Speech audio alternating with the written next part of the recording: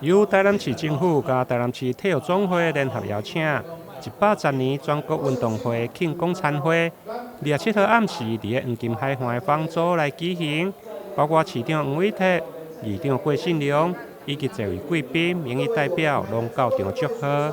会中首先由台南市体育总会向市长来献奖，并盼望112年伫咧台南举办的全国运动会会用个再创更好的成绩。咱今仔日伫这全国运动会会当摕到89个金牌，迄个金牌，我是希望看到89个金牌，但是是89个奖牌，所以讲比前一届进步到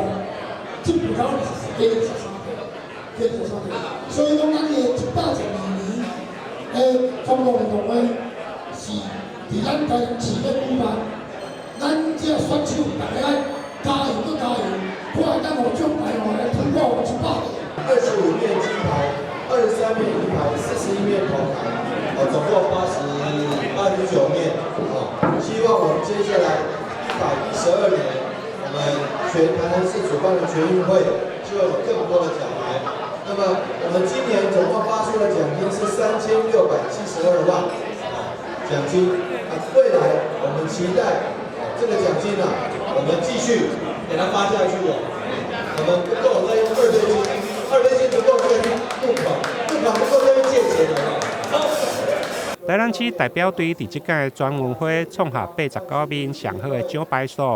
为了鼓励选手，议长郭信良嘛建议调升全国运动会金牌奖励金。咱市长在讲今年奖金已经达到3600几万元到一年，甚至有进步，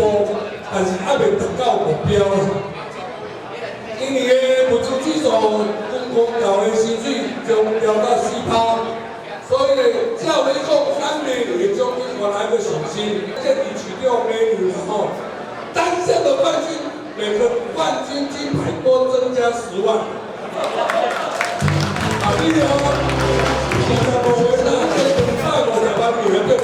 对此，市府教育局表示，台南市对110年起已经调升全运会金牌奖励金，个人项目金牌对25万调到30万，团体金牌嘛对8万调升到13万。另外，得牌的选手每个月还有3000到2万块的培训金。会中由市长一来颁发各运动种类的奖励金，予软式网球、帆船、爬船、电竞等28个单项委员会甲选手，总共高达3672万。台南新闻英根采访报道。